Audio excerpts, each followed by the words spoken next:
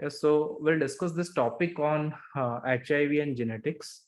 And if you have attended or not attended the previous part, what we talk about the HIV pathogenesis, I'll just have one revision slide and then we will go in this topic. The importance of knowing this topic is okay, let's say MCQ theory and everything. But more than that, realizing that it was not about just us. Even the viral genome is constantly changing, right? So that adaptation is also taking place. And does it have anything to do with clinical phenotype of HIV?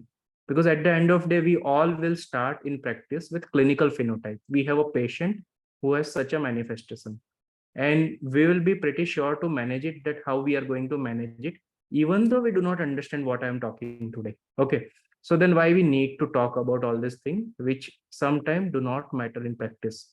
So I keep telling two things, that one is the intellectual pleasure, that we love it when we understand it, and second, the odd, that when we find in clinical practice something is odd, your basic knowledge will actually help. No, this does not explain the natural history. There is something wrong, and we have to discover what is wrong. And that may be the point you find solution for your patient. And of course, the third part, MCQ, will come from this. Okay. So if I say the outline of this chapter, sorry, I have to go a little slow because I'm going through this part. Yeah. Okay. So this will be the outline. First, we'll discuss that introduction and what has changed. I have kept my references from Harrison, and there was a very recent article in 21 about HIV in genetics. So that almost tells that it is one of the most updated. Then we will go with the genes and natural history of HIV. How does it impact? Third, a very important concept which I was not knowing before I prepared the class, that actually it is both. And that was quite surprising to know and to think a direction, that what is the convergence of human and HIV genomics. And then ultimately, whatever we are knowing, what is the clinical implication of knowing so much? Okay, so this will be the outline of presentation, what we're doing today. Fine. So yeah, yeah. So this is what I will say, a rough revision of HIV life cycle, and kind of a immunology, what we understand, that okay, the virus comes. Virus is this GP120 protein, and then it is threaded to GP41. It's reverse transcriptase virus. So RNA is lying here. And then you have with RNA reverse transcriptase enzyme.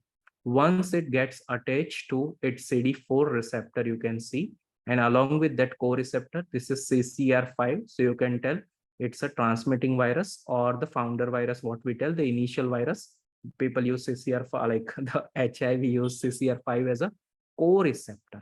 Co-receptor, right? Receptor is CD4, co-receptor is CCR5, right? And then once it gets entered, the viral RNA gets released. There is a reverse transcription which takes place, which makes the DNA. Now DNA goes inside the nucleus, and after going to the nucleus, it becomes integrated to that through integrase enzyme, right? And after that, you have from this DNA, integrated DNA, the viral messenger RNA coming up, and then with translation and all, they make protein. And after this protease cleavage and all, it makes the part of viron, and it gets released, and the cycle goes. Meanwhile, what happens is, whatever these proteins are made from the virus, with the help of host, also goes to proteasome. What is the function of proteasome? It degrades protein to presentable entity or presentable antigen, right? So once it process proteins to a smaller presenting epitope with the antigen, it goes to endoplasmic reticulum. And after endoplasmic reticulum, what catches it here? It's MHC, right? MHC1 or 2. In this case, it is most of the time MHC1. And then it gets represented through the Golgi apparatus. It goes to the surface, and when it is on surface, it is showing the body or the immune system something is wrong. Please catch it. And if that got caught, the CTL response can get activated by CD8 and can kill the virus. Now, in understanding all this simple life cycle, I think it is simple, right? What we got here from a very first slide, that if there is a mutation in CCR5 at 32 position, and if it's a homozygous mutation, the entry of virus itself from a very starting phase gets inhibited, right? So 10% of the population, specifically the European population where studies are prevalent, has this mutation. So they are kind of very much immune to, I won't say completely, but very much immune to HIV, right? And this discovery was actually part of the study where there were certain homosexual individuals, even after repeated intercourse, they were not getting HIV. Okay. And then they realize, okay, there is something here, right? So the host factor, the virus was almost same, but the host determined the susceptibility. We have all learned these things through COVID example, right? That someone got the serious infection, someone did not get, though the virus was same. So if you believe virus is the only culprit, I think our concepts are not good. It's the interaction of virus with the host and the response of host which determines the clinical phenotype. Okay. All the diseases what we study is nothing but a chance to manage disequilibrium which is created. So the prevention works there. After that, whatever happens inside the body, and that's what we call treatment, right? So we try to prevent or try to get away with the pathogen. That's the first thing we do, but sometimes still we have to fight with the sequel is what is being created. So this was the first clue what we got. The second what they got, okay, the HLA-B570 or the HLA-A and C expression also has a impact on this viral peptide epitope presentation, which may change immune response. So from very initial part, we are getting that, okay, genetic has at least something to do of what we are talking and why we are saying. So now before I go there, that we have to realize why we are discussing this topic. So I think all will agree with this point. There is an inter-individual variation in few things when we think about HIV. Let me tell the first thing here. First is the risk of acquiring HIV, right? It is different for many people that HIV infected one person and the sexual intercourse happens even with multiple person, the chance of acquiring infection to each individual is not same. Some may get HIV, some may not get HIV, and we know that, right? Steady state levels of HIV after infection, that's called virological set point, right? We understand the cycle now that once infection starts, then the eclipse phase starts where the virus is not detectable, then the acute phase starts where viremia is high, then it starts settling to the steady state point, and then after 10 years of median, it progresses to AIDS. So now this steady state point is different from each individual. Someone gets rapid progressor, someone do not progress rapidly, and then you have non-progressor, elite, and all those terms, right? So people are different when it comes even with the same virus. Third is rate to progression of AIDS, right? That how fast they go to the AIDS. I told the median period is 10, but it's not equal for everyone. So how does it, why it is different? Level of immune reconstitution with ART. Some patient, the moment we start ART, within few weeks, the viral load is low. Why for some patient, it may take time and there might be inherent resistance or something also. So that is also different. The adverse reaction, you know, the abacavir and the MCQ HLA-B57, right? So that also gets determined that some patient do develop adverse reaction with the drug of HIV, some patient do not develop it. So now the question is, why this is variable with the same virus and the human host, right? We are not talking the different species even. We are talking about all humans who are interacting different. Now at this point, I think you all should realize this applies to everything. The diabetes is a disease, but few develop retinopathy, few develop nephropathy, few do not develop any complication, few develop diabetes control very good, few do not get the control with initial metformin or the what drugs you are using. Insulin sensitivity differs, even though the resistance level might be same. So if we still are in the process of thinking disease as a disease and a common uniform presentation, we are not understanding the flexibility of medicine, that it is not simple. Every individual is different. And that's, I think, the basic competition for AI. That this is so much difficult, right? We have talked about self-driven car. We know the examples. But when we actually try to try to see or apply that same thing, extrapolate it to Indian roads or the traffic sense, it fails completely, right? Because there is no pattern. It's so chaotic. Same way, medicine is so chaotic, and that's the beauty of medicine. But we have to be flexible enough in our understanding to accept it. That okay, this can happen like this, and then go one step up that why it is like this. And then you will start enjoying, okay, that you are understanding most of the things what we are talking here. Fine. Yeah. So just please pardon me for my PDF skills. Right. Fine. So first, we will discuss about that all these variations are happening. How can we explain? So one point we can say that I and U differ at certain point for genetics for sure. Okay, though 99% we are same, at 1% or 0.1 to 2% we are different. So we may vary in the responses. So how I can determine that populations are differing? Okay, so the first thing will come, do the case control study and try to find that how people are different. So the first what they started in genetic was the candidate gene study to discover at what point people are differing. See, this is what we are talking is 1990. And today the technology has completely changed. But that does not tell that this is something we should not be knowing, because still these studies are being approved in India every day for many of the diseases that you go for the candidate gene structure study, even though there are facilities like whole exome sequencing and a lot of things are available, but they are beyond budget sometime, right? So this is a population level association which gives, and it's a targeted genotyping assay or Sanger sequencing. See, these are very basic words. Okay, targeted genotyping assay or the Sanger sequencing. So what here we do is with existing knowledge that, okay, this is the interaction and this is the response of HIV and the host interaction. So we try to see in that. Now we all know that MHC1 helps in presentation of virus and when we talk about the CD8 cell. So I will keep those genes in the target to see how is their expression in this population versus that population, right? So that is the first thing we start doing, that here already we try to go for targeted genotype or the known possible things, and Sanger sequences means gene by gene, right? It takes a lot of time, though it's a still kind of a gold standard thing. It's a Sanger sequencing they go. So there was a project in 1990 and they actually found that the gene which were involved in the HIV life cycle at PPIA10 and TSG101. And they also had gene encoding molecule implicated in innate and adaptive pathway like MBL2 and TLR9, and specific antiretroviral defense related gene. So what they found is the expression of these genes were actually determining the course of HIV to the certain degree. But now what we are doing here is methodologically not that great.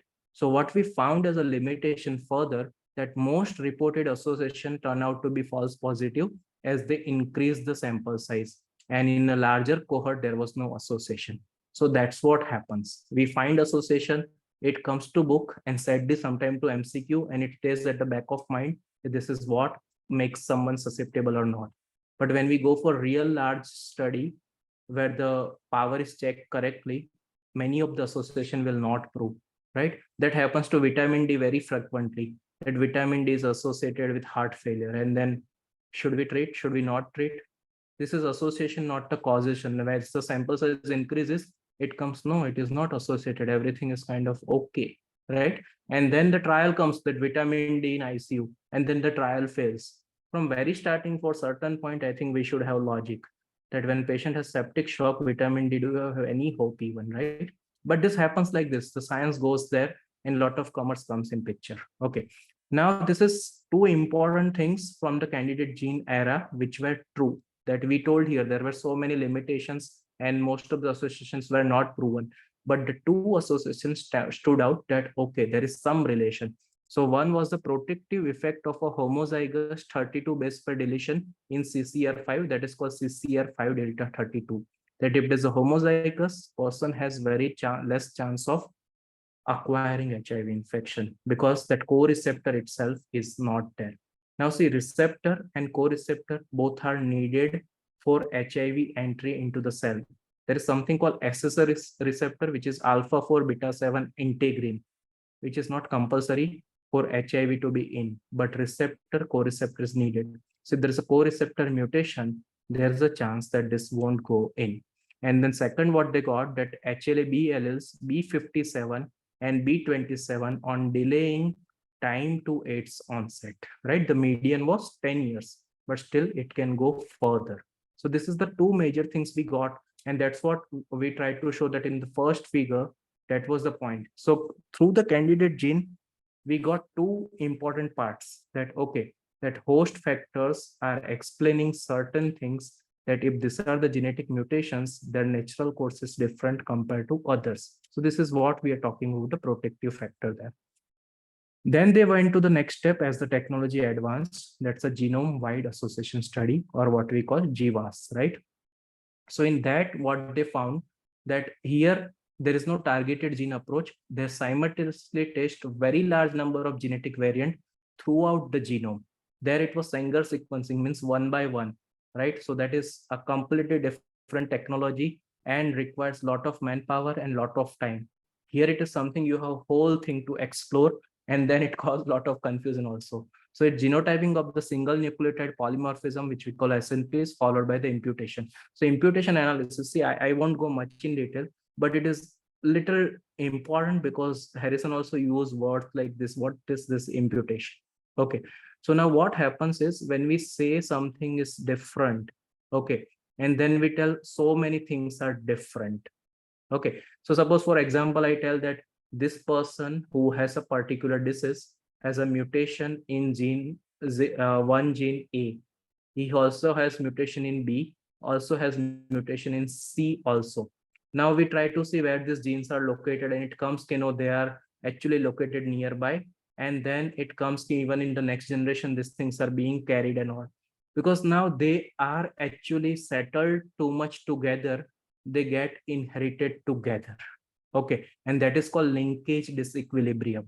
There is a correction factor in genetics, that how do we solve that? But that is very important, that it is not all the genes which is playing independent role. It is a linkage which is playing a role, and then we get the ultimate effect. Okay, this was not due to that. So now we go for Sanger. What happens is you got one gene which was mutated, right? Then to find another gene, you have to do the another signaling, another sequencing, and then you do not get. While in GWAS, what you get, okay, this 5, 6 are there. In next patient or the next generation, 5, 6 are there.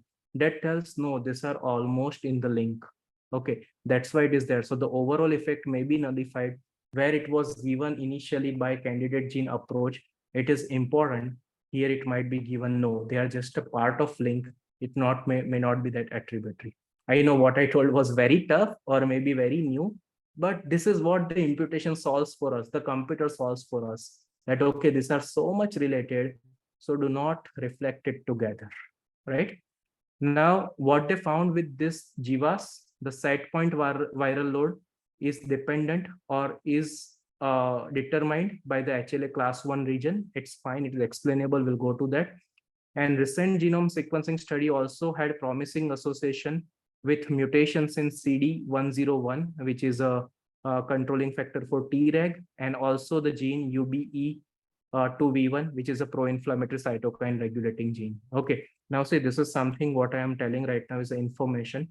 Maybe someone wants to ask for MCQ, but I'm just building up that we were different. Okay, people were different in acquiring HIV, manifesting HIV, progressing to AIDS, and having side effect. So why they were different, we have to study. So we started with gene. In that, first we went for the candidate gene approach, because that time that was the technology. Then we advanced to GWAS and we found some result. So till now we found at least 4 results, right? That okay, CCR delta 32, 1, CCR5 delta 32. We found HLA-B57 and B27 also, and few other things, that okay, CD101 and this UBE2V1, that this people or this gene has impact on the clinical phenotype, what is happening there. Okay, so now with this kind of example what we are getting, we will go more in detail that how the things can change and how these genes can explain. Now before I go there, I just want you to understand one simple things what we are studying since our biology, that okay, the DNA to messenger RNA to protein is nothing but enzymes and so many things which controls lot of metabolism and all activities, and ultimately you get the outcome with interaction. Now what we study about DNA is genomics. What we study about the expression of DNA, which is messenger RNA, what we are talking is transcriptomic. What we study about the proteins which are made by the messenger RNA is proteomic. What effect the protein leads as a metabolism is metabolomics, and ultimately we get the thing. And that's what we study, hemoglobin, CRP and all, right? We are studying the last result which are being reflected. Now, all these things which is in the clear process interacts with what? Human gut microbiome, and that gut microbiome study is called metagenomics, right? And everything together, the impact of environment and all this gene, transcriptome, protein, metabolism and all studied together, it's called system biology.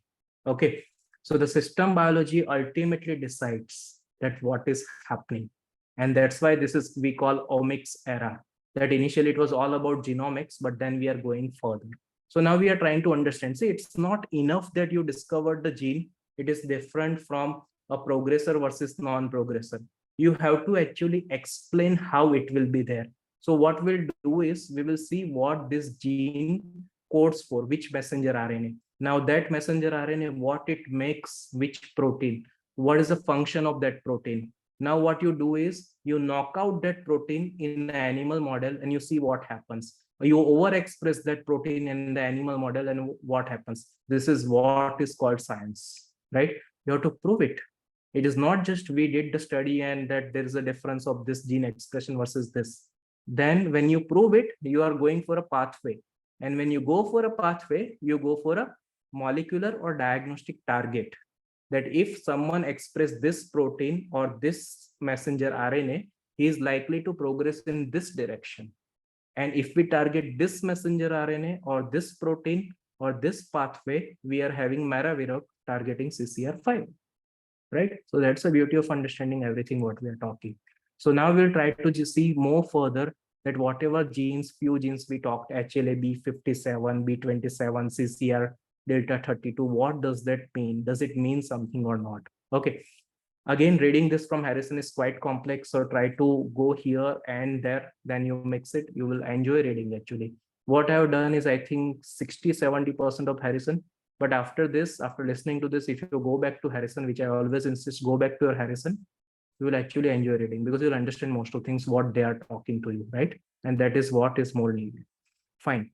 So first we saw that mutations are happening in the HLA region. So there is a HLA variation which is causing. So how can we explain that? Now let's start building up the concept of HLA, that okay, there is a class 1 HLA, class 2 HLA. To a certain extent we can say there's a class 3 also, we can say.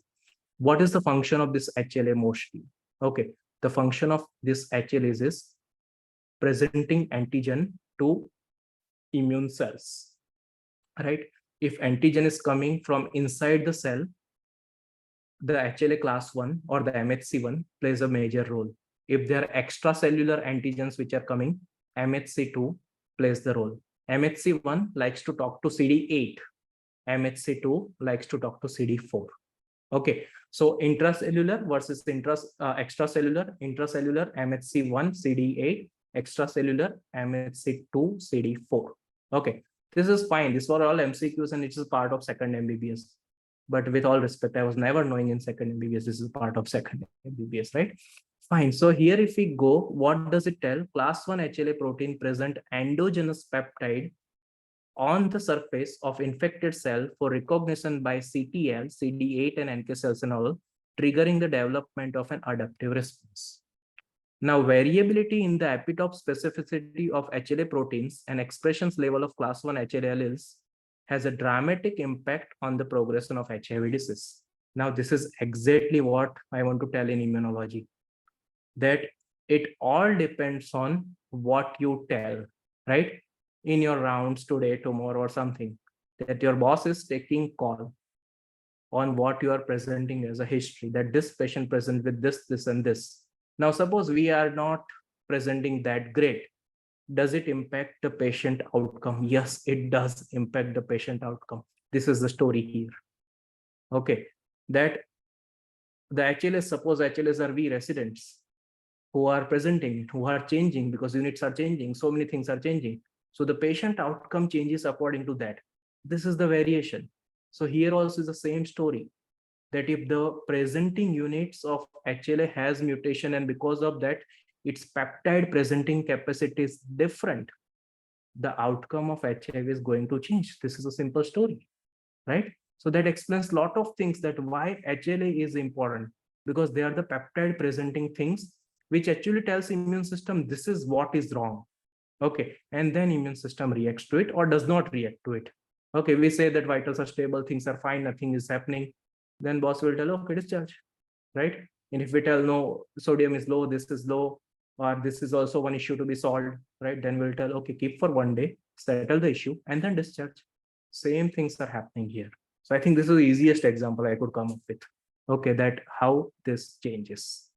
Now, if we go further, what we found here, that the mutations which were responsible for reducing virus load, we are not remembering them anything here. Okay, where this B5701, B2705, B13, B14, C, and all, this is all HLA. Okay, HLA-B, HLA-C, and all. And there are certain mutations which were increasing viral load, or the SNPs, let's tell it, which were B0702, B0801, and all, right? So if you're appearing for ID exam specifically in INI, this may help. Otherwise, it's okay. It's a better understanding what we are getting.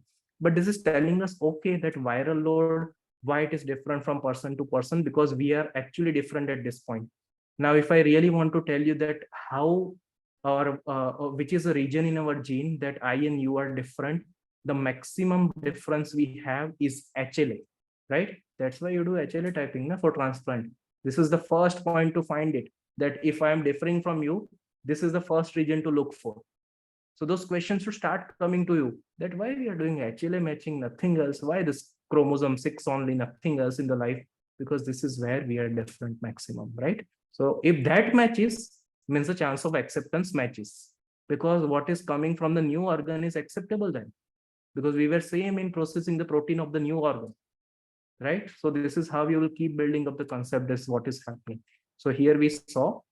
Now let's see first example. This is protective HLA-B alleles. This is non-protective. Can you see one difference? Okay, it's a green color, it's a blue color. That's not a difference. Now try to go more in colors. Here, this is orange color. This is something pinkish. This is black. I am little colorblind, so pardon me. This all are green, right? This all are green. So what is happening here is this protective HLA-B allele is actually able to represent various kinds of various structure of peptide to CD8 T cell. As the virus is changing, this is adaptable machinery to change itself. Okay, because it has a flexibility, so which will keep the viral load down. This does not have much flexibility. So what initially it was coming, it responded to CD8. After that, it will tell, I don't know you, man. This is something I can attack. This is new thing. I'm tired. I won't attack. So the viral load will go high. So how beautiful it is, right? The antigen presentation will change the things dramatically, and this can be explained very easily through this. So this is the first example of what we are telling. Because I told in initially GWAS and the candidate gene approach, we found HLAs which were different from human to human, where the natural course of HIV was changing. Now explain me how HLA can actually do that. So this is one of the example, it can do that. Okay. Now, second, what we find that within this host diversity and the epitope presentation, what we are seeing, the maximum heterozygosity at the HLA class 1 gene has the ability to present multiple HIV epitope, lower the viral load than homozygous, and reduce the progression to AIDS, right? So this is what we can see here, that, okay, fine, that if we can present more and more different epitope, chance of viral load goes down. Then there is a non-classical effect of this HLA variation. Okay, the non-classic is something which is not completely in HLA-A and HLA-B. They come to classic. When it comes to HLA-C, HLA-E, G, and all, it's called non-classical effects, right? So the classical HLAs are HLA-A and B, what we keep matching. Now, whatever, again, you read the organ transplant, what you matches classical, right? And then there is something called non-classical, which can lead to rejection if you read your kidney transplant chapter there. Okay. So now HLA-C alleles has an increased expression, which is linked to HIV control, and even HLA-A has, and there is a kill domain. So before I go inside, let's try to understand it, then we come back here. Okay.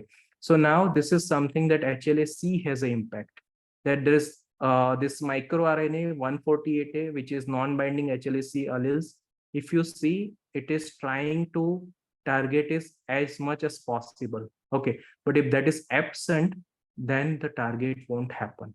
So somehow the HLA-C expression also changes the thing, what is happening. Same way it happens with HLA-E. If there is a lower expression of HLA-A and E, see, HLA-E is inhibitory of this antigen peptide presentation. So if it's a low expression, the presentation will be fine and the things will be able to kill. But the expression is high, the virus presentation will be low. And if virus presentation is low, it will not be able to kill. I'm actually telling all this thing in as simple as word I can do it. Okay. Others reading HLS is beautiful. Okay, but it requires something.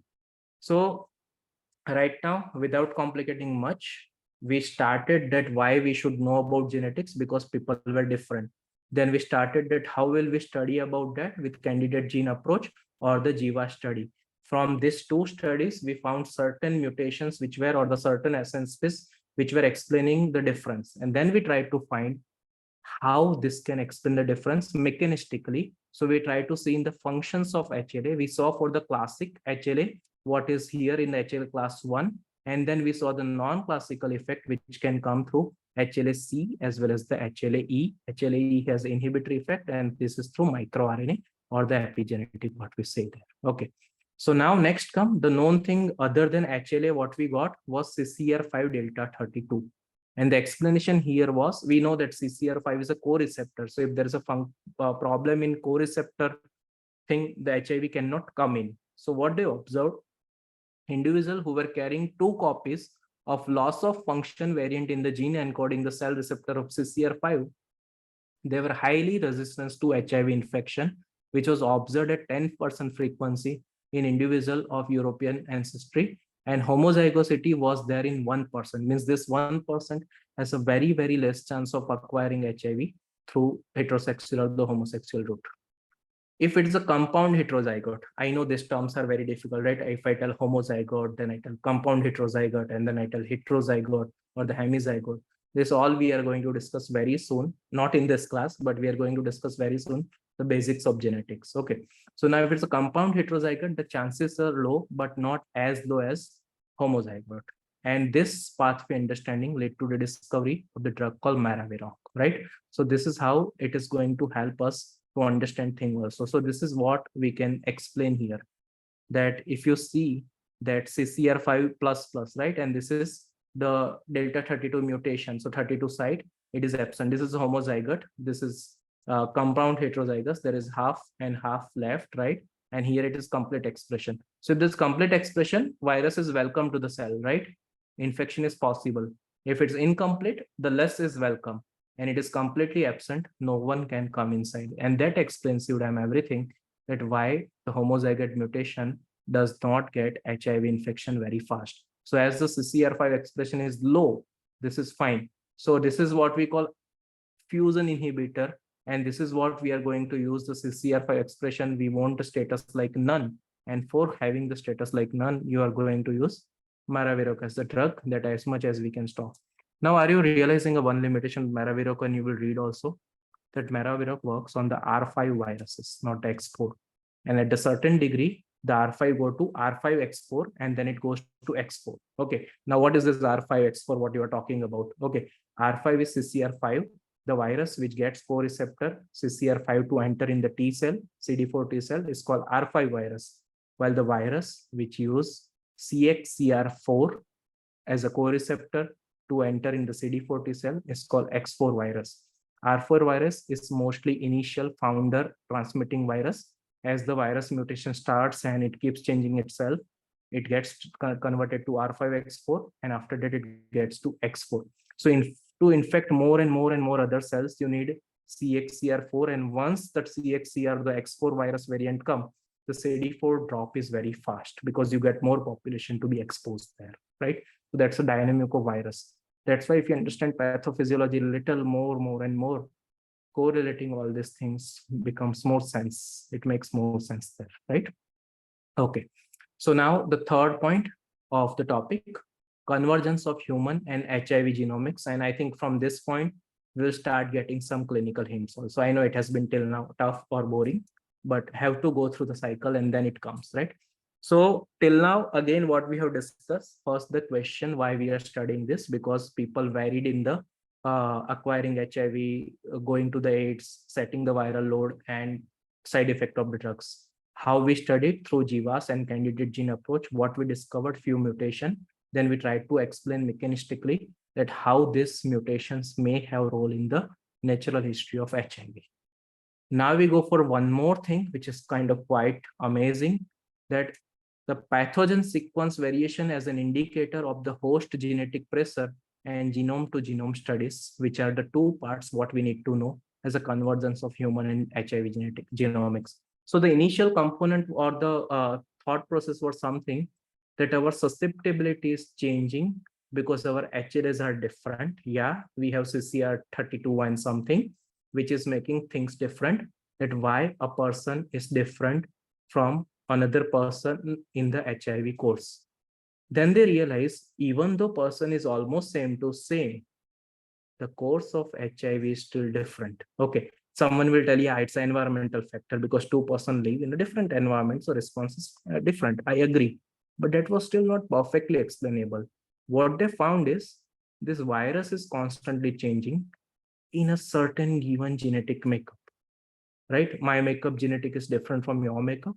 So my genetic pressures on that virus to mutate or to change will be different from the pressure of your immune system, what is doing to virus. So the virus is going to change according to us.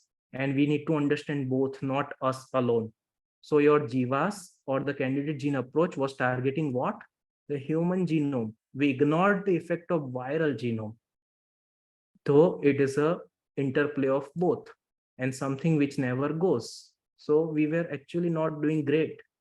This is very important to understand convergence. And as this article in 21, I realized that we have to keep reading because I read HIV somewhere in 2014 in a great detail. But now this thing has come. That time I had no idea. I have never given a thought about this even. That okay, this is also an important thing. That's why reading is very important. It's not only about us, it is about both, right? So now again here what they do is that G2G study, which is called genome to genome study. Before I go here, I think I should go for image rather than, okay. So this is what the identification of host genetic variants by genotyping or sequencing method. And this is sequencing and detection of the pathogen variants at the nucleotide or the amino acid level. And then you do combined study of this. This is what you're getting a difference of human. You are getting a difference in the HIV, which is changing. And then you get the significant signals that, okay, these are the signals or this is the interaction what we get is important to determine the natural course of HIV, right? So detecting genomic signature of the host pathogen interaction in the matched host and virus sample will give you the exact course, right? Because it happens that, okay, you have HLA B5701, which is supposed to be protective, but it did not protect because the other genes which were there in the human body behave differently with the virus and the things change. Now see, we are going to something called precision medicine here, that if you have a computing power to this level, that this plus this interaction at start of infection, at 2 years of infection, at 5 years of infection, if this leads to interaction signature of this, from this point your natural progress is this, from this point your natural progress is that. Okay, so I'm talking some 30-40 years in future. This is what we all are trying to do. We know that we are nothing, our limitation of computing is very less, so something else called AI is coming in picture to handicap us. Okay, but we won't mostly, right?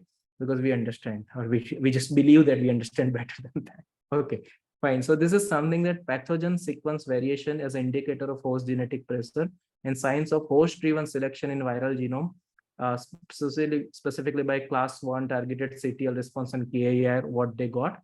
And this is how they did the study. This is called G2G study or the genome to genome study, exactly reflecting what we just discussed about, right? So this is the one interface what we should be knowing. Okay, and now comes that HIV precision medicine, which explains a lot of things. Okay, this is the ultimate message what we are getting. That's the implication of whatever we discuss is this, right?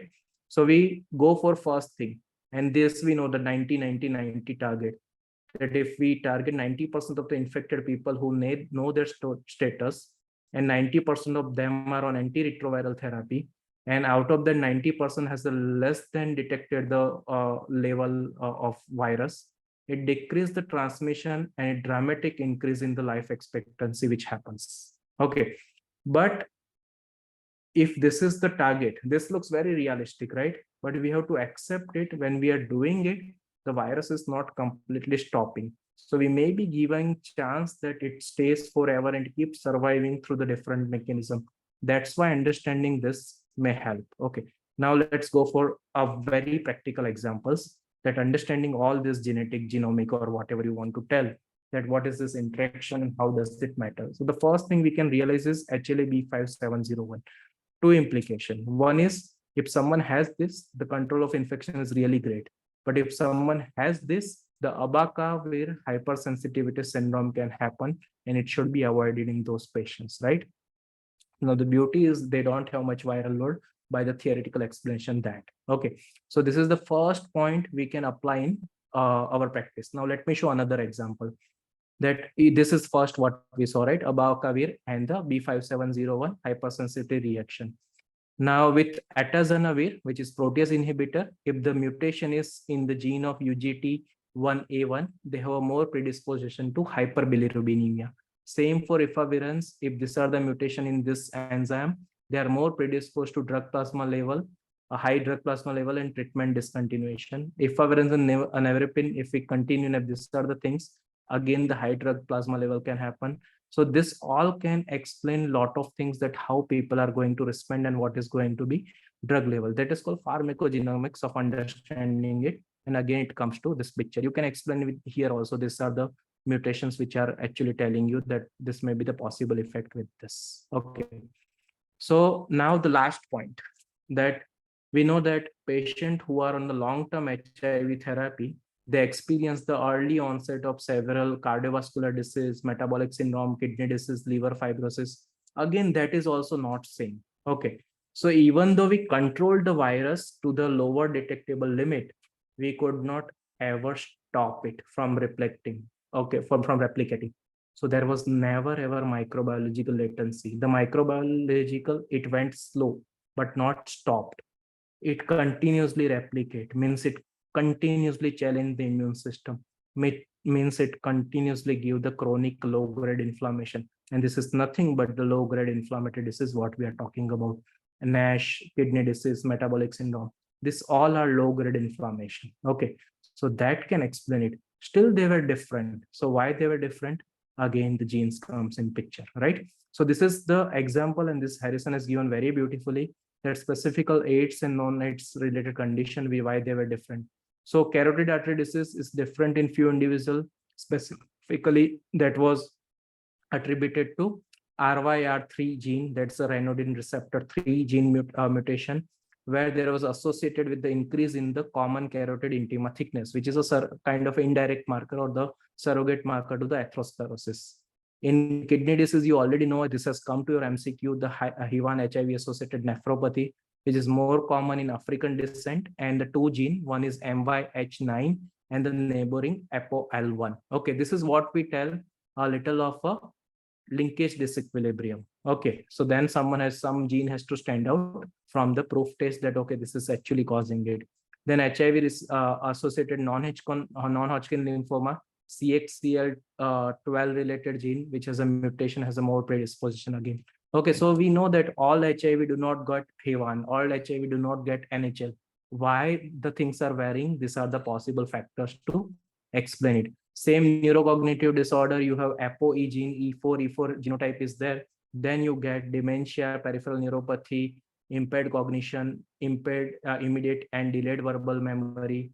Chromosome 14 can actually influence neurocognitive outcome. Even the pneumocystis pneumonia occurrence is determined by the gene in this CCRL2 and ApoBec C3F, right? So these are few examples which are given that it influences the outcome. So if I just want to summarize it, we can start that, okay, we notice the all people are not doing same with HIV. In acquiring HIV, going towards setting a viral point and having the side effect of the drugs. So to study that, we started with the studying human genes, and we did with the Jiva study as well as the candidate gene approach. We found few genes, and then we explained how mechanistically they are correlated, how we can express, how we can explain, because they express the protein or the antigen, which capacity differs, and then the accessory things also comes in picture. Next, we try to explain CCR 32 or CCR 532.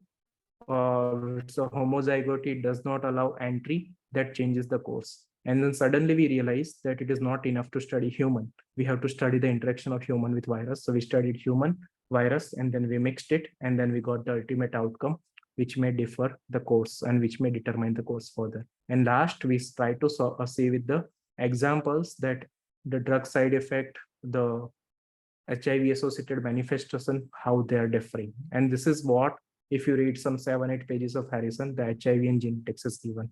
I know this is quite a complicated topic, but I tried to make as simple as possible. Hope it was simple. So with this, I think we will conclude our presentation. Thank you.